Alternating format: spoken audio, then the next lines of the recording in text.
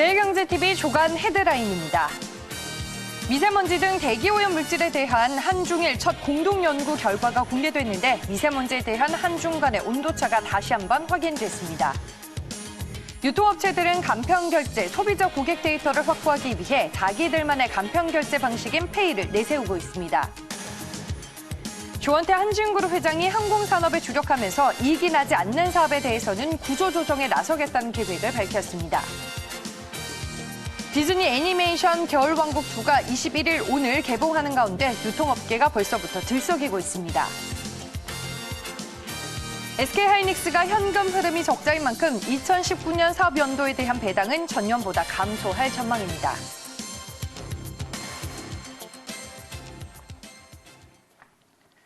오늘 우리가 체크해야 할 경제 이슈와 경제 뉴스들 어떤 것들이 있는지 정리를 해보겠습니다. 매일경제 조간 브리핑 이종근 시사평론가와 함께할게요. 안녕하세요. 네, 안녕하십니까. 네, 오늘 첫 번째 기사는 한중 간의 미세먼지와 관련된 내용을 짚어볼까 합니다. 매일경제신문 이면으로 함께 가보시죠. 네, 기사 제목 확인이 되고 있습니다. 한국 미세먼지 26%가 중국 탓, 20년 만에 책임 첫 인정했지만 제목에 기사가 실려 있습니다. 기사 내용을 보시면요. 미세먼지 등 대기오염 물질에 대한 한중일 첫 공동 연구 결과가 우여곡절 끝에 공개가 됐습니다. 미세먼지 문제에 대한 한중 간의 온도차가 다시 한번 확인이 됐는데요. 세계에서 이제 가장 많은 에너지를 소비하는 국가가 바로 중국입니다. 지금 중국은 자국의 경제 활성화에 눈이 멀어서 다른 국가들은 눈에 보이지 않는 모습인데요. 이 중국이 미세먼지와 관련해서 자국의 영향을 처음으로 인정하기는 했습니다. 구체적으로 어떤 상황인가요, 지금? 네, 이 수치는 2000년부터 한국, 중국, 일본, 동부아시아 3국이 공동으로 연구한 결과입니다. 그래서 2000년부터 2017년까지 데이터를 모아서 연구 결과를 냈는데 네. 원래는 2018년 그러니까 작년에 발표하기로 했어요. 그런데 중국이 반대를 했습니다. 중국이 반대한 이유는 최근 들어서 어찌됐든 이 미세먼지가 조금씩 낮아졌거든요. 그러니까 중국 입장에서는 최근 데이터를 더 넣어라. 즉 낮아진 데이터를 넣어서 이 전체적인 수치를 낮추려고 한 거예요. 근데 작년에 못하고 올해 그러니까 조금이라도 낮추려고 올해 이제 발표가 됐는데 발표한 수치는 이겁니다. 일본과 한국은 중국의 영향, 한반도를 둘러싼 그런 미세먼지의 영향이 35% 정도라고 봤고 중국은 자국은 26%라고 봤거든요. 그래서 네. 3국이 공동으로 연구해서의 어떤 평균 수치를 잡았을 때 약 32% 정도의 수치다라고 지금 결론을 내린 겁니다. 근데 이제 여기도 문제는 있어요. 뭐가 문제냐면 이 데이터는 1년 연중 데이터입니다. 네. 그러니까 사실 1년에 초미세먼지가 집중적으로 낮아지는 시기가 있어요. 예를 들자면 봄, 1월 달부터 3월 달까지는 집중적으로 고농도 시기거든요. 그러면 일본과 우리나라의 경우는 이 고농도 시기의 월별 데이터를 우리가 발표하자. 라고 이렇게 일본과 한국이 이제 주장을 했는데 중국은 월별 데이터는 발표하지 말자라고 주장을 한 거예요. 월별 데이터가 발표가 된다면 1월 달부터 3월 달까지의 중국 영향은 약 70%에서 80%라고 보고 있거든요. 네. 그러니까 연평균 32%다가 중요한 것이 아니라 가장 미세먼지가 많았을 때의 중국의 영향력은 어마어마하다는 거예요. 근데 중국은 그것을 이제 반대를 해서 월별 데이터는 지금 발표가 되지 않은 상태입니다. 일단 여기서 의미를 두는 건 편성풍 지역이잖아요. 한반도가. 그래서 중국 동부 지역의 공장지대에서 날아오는 미세먼지가 영향을 미친다라는 것과 그다음에 중국의 스스로는 26%라고는 했지만 어쨌든 30%대 정도의 연평균 영향을 보인다라는 걸 중국이 최초로 인정했다는 것인데 네. 중국은 그나마도 자국 내에 이 발표를 하지 않았습니다. 네, 뭐 인정하기는 했지만 좀 시원스러운 결과는 좀 못 얻었다라는 생각이 드는데 지금 중국이 화력발전소를 신규 건설하는 걸 또 추진하고 있다고요. 네, 그렇습니다. 이 수치가 사실 네. 지금 최근 들어서 미세먼지가 줄어들고 있다라는 것까지 함께 이제 발표를 한 거예요. 근데 문제는 네. 지금 줄어들고 있는 게 문제가 아닙니다. 화력발전소와 관련해서 중국은 대기 오염 때문에 화력발전소를 좀 억제하거나 연기하겠다라고 2016년도에 발표를 했는데요. 이제 올해 들어서 적극적으로 화력발전소를 짓겠다라고 연초부터 발표를 한 상황입니다. 이 화력발전소의 어떤 문제가 뭐냐면 EU 그러니까 유럽 연합 국가 전체 화력발전소의 전기 공급량과 맞먹는 수치의 화력발전소를 짓겠다는 거예요. 네. 특히 이 화력발전소가 위치한 지역들은 전부 다 중국 동부 지역, 그러니까 우리나라와 서해를 끼고 있는 중국 동부 지역이고 그러다 보니까 이 화력발전소가 만약 지어지게 된다면 지금 발표한 이런 미세먼지보다 훨씬 더 큰 영향을 미칠 것이다. 그러니까 이 화력발전소와 관련해서도 한중일 3국, 특히 이제 한중 간의 어떤 협의가 적극적으로 있어야 되지 않을까라는 우려입니다. 네, 알겠습니다. 한중 간의 미세먼지와 관련된 내용을 오늘 첫 번째 기사로 만나봤습니다. 다음 기사로 넘어가 보겠습니다. 이번에는 매일경제신문 3면의 기사 내용입니다. 이번에는 페이 얘기가 담겨 있는데요. 기사 제목부터 확인해 볼게요. 신세계, 롯데, SK 쿠팡, 페이 난립입니다. 네, 기사 내용을 보시면요. 유통업체들은 간편결제 소비자 그리고 고객 데이터를 확보하기 위해서 자기들만의 간편결제 방식인 페이를 두고 있습니다. 요즘에 뭐 신세계 쓱페이, 롯데 엘페이, 여기에 뭐 페이코, 네이버페이, 삼성페이 등등 페이들이 많아도 너무 많습니다. 그런데 저도 사용자로서 한번 이제 만들어 놓으니까 편하기는 엄청 편하더라고요. 이제 국내 대표적인 유통업체들의 페이 서비스 어떤 것들이 있나요? 네, 말씀하셨듯이 이 소비자 입장에서는 네. 너무너무 편해진 거예요. 네. 기억하시겠지만 유통업체에서 카드 결제를 하려고 온라인에 했을 때 5번 정도의 단계를 거쳐야 돼요. 카드 비밀번호 넣어야죠. 공인인증서 네. 또 넣어야죠. 또 유효 기간 넣어야죠. 이런 단계를 다 합치면 5단계인데 한 가지씩 말씀드리면 예를 들어서 쿠팡의 쿠페이 같은 경우는 결제 누르기. 한 번 딱 누르면 그냥 돼요. 그게 이제 선진국에서는 다 이렇게 하지만 우리나라는 아직도 그런 어떤 좀 장벽이 좀 있었습니다. 그래서 쿠페이가 벌써 6월 기준으로 1,000만 명이 넘었다라고 자랑을 하는 게 바로 이런 결제 단계가 굉장히 축소됐다는 것이고요. 신세계의 쓱페이만 하더라도 결제 단계를 2단계로 낮췄어요. 그러니까 바코드만 이제 앱 비밀번호 넣고 바코드만 확인하면 바로 이제 결제가 되는 것. 이런 식으로 결제 단계를 추격함으로써 고객들 입장에서는 기존의 카드라든지 또는 다른 초기 단계 앱보다 훨씬 편하다라는 그런 이 상황이기 때문에 상당히 많은 유통업체들이 지금 이 간편 결제로 제2의 전쟁을 치르고 있다라고 지금 표현을 하고 있습니다. 네, 많은 유통업체들이 본인들만의 이 페이 서비스를 가지고 있지만 또 본인들 걸 많이 써주기를 원하잖아요. 유통업체들의 간편결제 페이 전쟁 이런 현상이 나타나는 이유는 뭘까요? 일단 고객 입장부터 말씀을 드리면 아까 말씀하셨듯이 굉장히 결제가 편하고요. 네. 두 번째는 카드로 만약 결제를 했을 경우 카드는 이번 달에 쓴 결과를 두고 다음 달에 혜택이 돌아오잖아요. 그런데 이 간편 결제 같은 경우는 그런 거를 떠나서 쓰면 쓸수록 그 즉시 할인 혜택을 주는 거예요. 그러니까 혜택이 훨씬 많겠죠.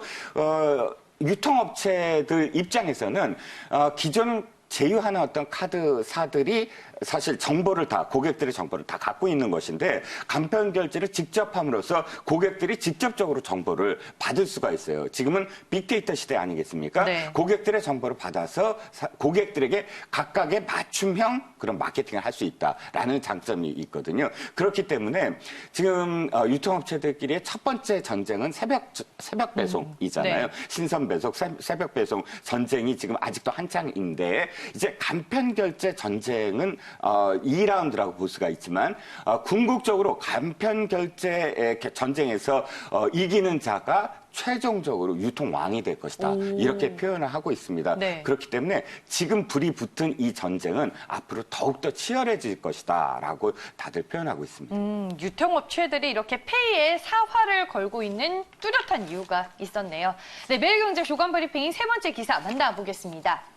네, 신문 4면이고요. 항공사 칼바람에 대한 내용들이 실려 있었습니다. 그중에 이제 한 기사를 보겠습니다. 기사 제목은요. 조원태 회장 항공, 호텔 외에 관심 없다. 고강도 구조조정 예고입니다.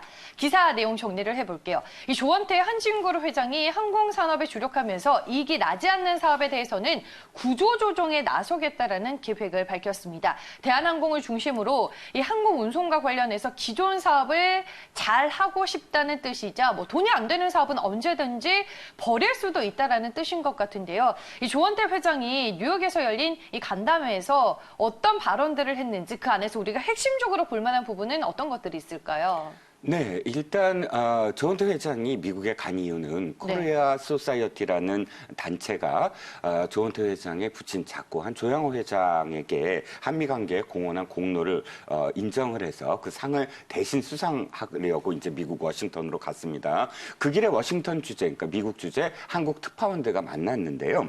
그 간담회에서 이 구조조정과 관련된 그런 그 암시를 한 겁니다. 주력 사업이 한진그룹은 항공 운수, 여행, 레저 쪽인데 호텔까지 포함을 해서요. 그런데 이렇게 표현했어요. 모든 계열사에서 이익이 나지 않으면 버리겠다. 이렇게 버리겠다라는 표현까지 썼습니다. 즉 주력 사업인 이제 항공이라든지 호텔 이외의 사업들을 이렇게 좀 들여다보면 정석 기업 같은 부동산 임대업도 있잖아요. 정석 기업은 좀 이 수익이 좀 나는 기업인데 좀 더 들여다보면 요트업이라든지 혹은 레저업이라든지 이런 계열사들 중에서는 1,400억 정도를 투자했는데도 아직 2011년부터 지금까지 적자인 상태의 어떤 계열사들도 있거든요. 그럼 이 계열사를 확실하게 구조조정하겠다라는 그런 메시지로 보이고요. 이유는 또 한 가지입니다. 이제 회장이 돼서 3월 주총이 굉장히 이제 좀 언론들의 어떤 또는 이목이 집중되고 있죠. 그 투자자들의 이목이 집중되고 있는데 이 3월 주총을 앞두고 내실 경영, 그러니까 확실하게 어떤 자신의 역량을 보이면서 이 어떤 내실 경영으로 이 한진그룹의 어떤 미래를 보이겠다라는 그런 암시를 지금 한 거라고 볼 수가 있겠죠. 네, 어떻게 보면 이제 구성하고 있는 계획들에 대해서 하나하나씩 언급을 하고 있다라는 생각이 듭니다. 최근 시장에서 이제 한진그룹주들 주가 분위기는 어떤지 한번 확인을 해볼게요. 네, 대한항공 같은 경우에는 그래도 주가가 바닥권에서 조금씩 올라가고 있습니다. 항공 업황이 안 좋다는 거는 다들 잘 아시겠죠. 이번에 조원태 회장도 간담회에서 항공 업황의 어려움에 대해서 직접적으로 언급하기도 했습니다. 전일 이제 대한항공의 주가가 3%대 낙폭을 보여줬고요. 한진칼이 2%대로 밀렸습니다. 한진칼 우선주는 2.48%의 하락세를 보여줬고요. 진에어도 1%대로 하락하며 14,800원에 마감이 됐습니다. 한진그룹 하면 또 경영권 얘기를 빼놓을 수가 없습니다. 조원태 회장은 가족 간의 경영권 문제에 대해서는 어떤 언급을 했나요? 네, 지난 6월 초에 기자간담회 첫 번째 기자간담회를 열었을 때도 가족 간의 경영권 분쟁은 없다라고 일축을 했습니다. 네. 이번에도 기자들이 가족들의 경영권과 관련해서 질문을 했죠. 그런데 기자들이 질문할 수밖에 없는 게 지금 지분이 이 세 자매와 세 남매와 그다음에 모친 이 네 사람의 지분이 거의 차이가 없어요. 이러다 보니까 대개 어떤 경우 그룹의 2세, 3세의 지분 다툼 때문에 기업이 분할되는 경우가 굉장히 많지 않았습니까? 그래서 다시 한번 또 미국 특파원들이 물은 겁니다. 이 가족 경영권 어떻게 잘 지금 진행되고 있느냐라는 질문에 역시 자신은 독식하려는 욕심이 없다. 이렇게 표현하면서 형제 자매들 간에 잘 협의해서 이끌을 수 있는 그런 이 단계에 와 있고 또 그럴 것이다라고 자신 있게 이렇게 대답을 했습니다. 그리고 또 기자들이 이 두 자매지요. 그러니까 이 조현아 부사장과 그다음에 조현진 전무와 관련해서 경영권 복귀할 것이냐라는 질문에는 당장은 복귀할 가능성이 없다라고 또 이 선을 그었고요.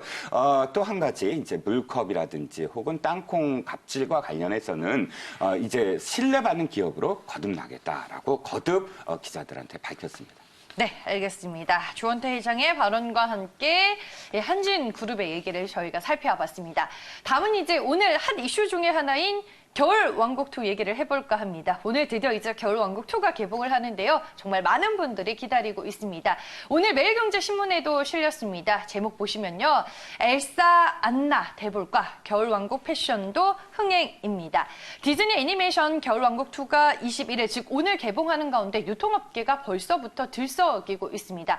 제가 잠시 후에 제가 좀 전에 CGV로 한번 확인을 해보니까 지금 예매율이 94%를 넘어섰더라고요. 뭐 여기에 지금 뭐 왕고부터 패션까지 관련된 상품들이 출시가 되느라 바쁘고요. 저도 이번 주말에 보려고 며칠 전부터 벌써 예매를 해놨습니다. 겨울왕국 2 오늘 이제 개봉을 하게 되는데 뭐 아동복 업계에서는 좀 상당히 큰 영향을 받고 있더라고요. 네, 그렇습니다. 이제 아마 시청자 여러분들은 그 전국에 파란색 드레스를 입은 네. 이 꼬마 숙녀들을 이제 보시게 될 것 같은데요.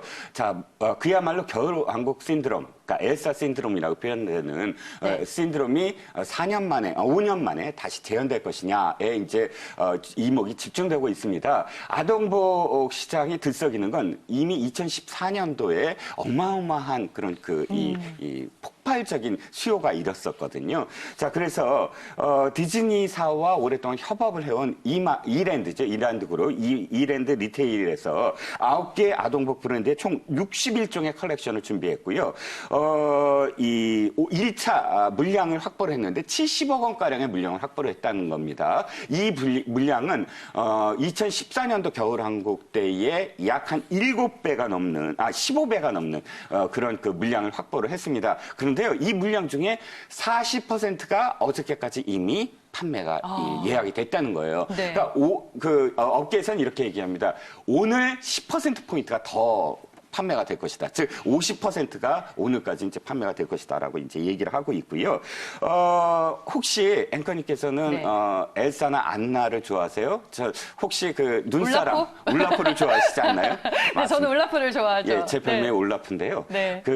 이 스파우라는 브랜드에서도 올라프라는 그 캐릭터를 중심으로 한, 그러니까 성인을 겨냥한 네. 그런 이 브랜드까지도 이제 출시가 된다고 합니다. 예. 네. 뭐, 엘사와 안나 그리고 겨울 왕국에 대한 얘기를 모두 나눠봤습니다. 기사 내용을 다시 한번 또 체크를 해볼게요. 오늘 이제 겨울 왕국 2가 개봉을 하게 됩니다. 디즈니 애니메이션 겨울 왕국 2. 디즈니가 만든 뭐 최대 역대작이다. 이런 얘기가 벌써부터 나오고 있고요. 오늘 개봉을 앞두고 이미 유통업계는 들썩이고 있습니다. 아동복 업계 같은 경우에는 딸을 둔 학부모가 이 지갑을 여는 바로 그 타깃이 될 것 같아요. 네, 그렇습니다. 자, 엘사 신드롬이라고 말씀을 드렸는데 여주인공 엘사입니다. 지금 신문에서 이렇게 이 그래픽으로 보이시는 그 네. 파란색 드레스가 사실 2014년도에도 드레스가 나오자마자 첫날 완판됐다는 기록을 갖고 있고요. 정말 어마어마하네요. 그렇습니다. 미국에서도 마찬가지 신드롬이었는데요. 2014년도에 겨울왕국 1편이 첫 번째 개봉이 됐을 때도 이 엘사 파란색 드레스가 뭐 빠른 시일 내로 다 동이 나서 학부모들이 그것을 구하기 위해서 정말 동분서주하고 동동 발을 굴렀다는 기사가 쏟아졌는데요. 올해도 역시 마찬가지일 것 같습니다. 맘카페라고 해서 학부모들의 어떤 카페가 있잖아요. 그 카페에서는 이미 어떻게 구입해야 되느냐, 뭐 어떤 드레스를 입어야 되느냐, 어느 브랜드가 더 좋느냐 이런 정보들이 굉장히 많이 서로 이렇게 이 교환이 되고 있다랄 정도로 이 신드롬은 아마 한동안 계속될 것으로 예상이 되고 있습니다. 네, 알겠습니다. 뭐 대한민국의 엘사 열풍을 앞두고 그야말로 엄마들의 전쟁이 될 것 같다라는 생각이 듭니다. 오늘 이제 겨울왕국 2가 드디어 개봉을 하게 되고요. 미국에서는 이제 하루 뒤에 개봉이 된다고 합니다. 이번 주말에 많은 분들이 극장가로 몰려갈 것 같은데 저희가 다음 주에도 또 겨울왕국 2와 관련된 기사를 만나보도록 하겠습니다. 네, 마지막 기사 보겠습니다. 매일경제신문 24면 체크를 해볼게요. 네, 기사 제목은 현금 부족 SK하이닉스 내년 배당 줄인다입니다. 기사 내용 보시죠. SK하이닉스가 현금 흐름이 적자인 만큼 2019년 사업 연도에 대한 배당은 전년보다 감소할 것으로 전망이 되고 있습니다. 올해 이제 잉여 현금 흐름이 마이너스로 전망이 되는 가운데 내년의 투자도 올해보다 줄인다고 합니다. 다소 보수적인 경영이 예상이 되고 있는데요. SK하이닉스의 배당 줄이기 보수적인 경영으로 지금 돌입을 하는 건가요? 네, 그렇습니다. 일단 수치가 적자인데요. 네. 잉여 현금 흐름이라고 해서 기업의 현금이 얼마나 순유입된 날을 나타내는 지표입니다. 이 지표상으로는 올 3분기에 마이너스 6조 원 정도의 적자를 기록했는데요. 연간으로 추정해 보면 마이너스 3조 원 정도의 그런 그 적자를 보일 것이다라고 지금 추정을 하고 있습니다. 작년과 재작년, 그러니까 2017년도에 잉여 현금 흐름을 보면 5.5조 원, 그리고 2018년도에는 6.2조 원의 흑자였거든요. 그러니까 작년만 해도 6조 원이 넘는 흑자에서 올해 3조 원의 마이너스를 기록한다는 건 그만큼 현금이 압박을 받고 네. 있다라고 이렇게 표현될 수가 있겠고, 잉여 현금 흐름이 남아야 배당 재원이 될 수가 있거든요. 그래서 당연히 배당은 줄일 수밖에 없습니다. 이것은 사실 영업이익과도 연관이 되는데요. 영업이익의 3분기 결과가 나왔는데 약 한 93%가 감소했다. 전년 동기 대비 이렇게 나오고 있습니다. 투자 규모 역시 지금 줄여야 되는 어떤 상황인데요. 2018년도에 17조, 2019년도에 13조 원을 투자했는데 내년에는 약 7조 원 정도 투자에 그칠 것으로 예상되고 있습니다. 네, 알겠습니다. SK하이닉스의 주가 흐름 한번 확인을 해보겠습니다. 이번 주 월요일이죠. SK하이닉스의 주가는 86,000원을 넘어서며 52주 신고가를 경신하는 흐름이 나와줬습니다. 하지만 화요일과 수요일 이틀간 주가는 조정을 받게 됐고요. 다시금 82,000원대까지 밀리게 됐습니다. 전일 주가가 3%대 낙폭을 보여줬습니다. 최근에 삼성전자와 SK하이닉스 두 반도체 탑 종목들이 그래도 신고가를 경신해 나가면서 국내 증시를 지지하는 흐름들이 연출이 됐습니다. 그리고 최근에 많은 증권사들이 삼성전자와 더불어 SK하이닉스의 목표 주가를 상향 조정하고 있는데 그 이유는 뭐라고 볼 수 있을까요? 일단 투자를 축소했다는 건 그만큼 공급 물량을 좀 줄였다라고 해석이 가능하거든요. 네. 공급 물량을 줄였을 때 나타난 것은, 조절했을 때 나타난 것은 어쨌든 가격이 안정될 수가 있어요. 가격을 안정시킬 수 있어서 내년에 어떤 경쟁력이 도리어 있을 것이다라는 부분. 그다음에 5G의 수요가 이제 굉장히 늘어나잖아요. 특히나 이제 화웨이 같은 경우도 5G와 관련돼서 서버에 투자를 더 확대하겠다라고 발표를 했는데, 이런 것들이 사실 SK 하이닉스에는 D램과 관련해서 굉장히 호재다라고 보고 있습니다. 전문가들이 분석한 것에 따르면 D램 같은 경우 내년 2분기까지가 끝이 아니겠느냐, 하락세가. 내년 3분기부터는 이제 상승세로 돌입해서 그 다음 해까지, 그러니까 2년 까지 그 상승세는, 투자 실적은 가파르게 상승할 것이다라고 지금 예상을 하고 있습니다. 개별적으로 보면 현대차 투자증권이 6개월 목표 주가를 98,000원에서 10만 원으로 상향 조정했고요. 네. 키움증권 11만 원으로 보고 있고, 메리츠증권은 10만 원으로 보고 있습니다. 전체적으로 반도체 업황에 대해서는 긍정적인 전망들이 계속 쏟아지는 분위기인가 봐요. 네, 그렇습니다. 네. 이것은 지난번에도 제가 한번 이렇게 언급을 해드렸는데요. 네. 일단 D램과 관련해서 올해까지가 전체적인 사이클로 봤을 때 하락세가 올해까지일 것이다. 올해의 영향이 내년 상반기까지 갈 것이다라는 게 이제 이 전문가들의 분석이었거든요. 그래서 네. 내년 하반기는 상당히 D램과 관련해서는 장밋빛 전망을 하는 전문가들이 굉장히 많았어요. 그래서 SK하이닉스도 지금 당장은 투자를 조금 더 줄이겠지만, 투자를 줄인다는 것이 지금 이 어떤 실적에 굉장히 나빠져서 내년까지도 불투명해서 이런 것보다는 내년에 보다 더 공격적인 어떤 투자를 하기 위한 일보 후퇴다, 이렇게 보시는 게 정확할 것 같습니다. 네, SK하이닉스의 실적과 반도체 업황, 올해 하반기가 이제 바닥일 것이다라는 게 전체적인 시장의 관점인 것 같습니다. 말씀해 주셨다시피 많은 국내 증권사들이 SK하이닉스의 주가가 10만 원 선에 안착할 것으로 전망을 하고 있는데요. 이 분위기가 이어질지 잘 확인해 보시길 바라겠습니다. 네, 매일경제 조간 브리핑 오늘도 5개 기사로 만나보셨고요. 오늘 이 시간에는 이종근 시사평론가와 함께했습니다. 오늘 말씀 고맙습니다. 감사합니다.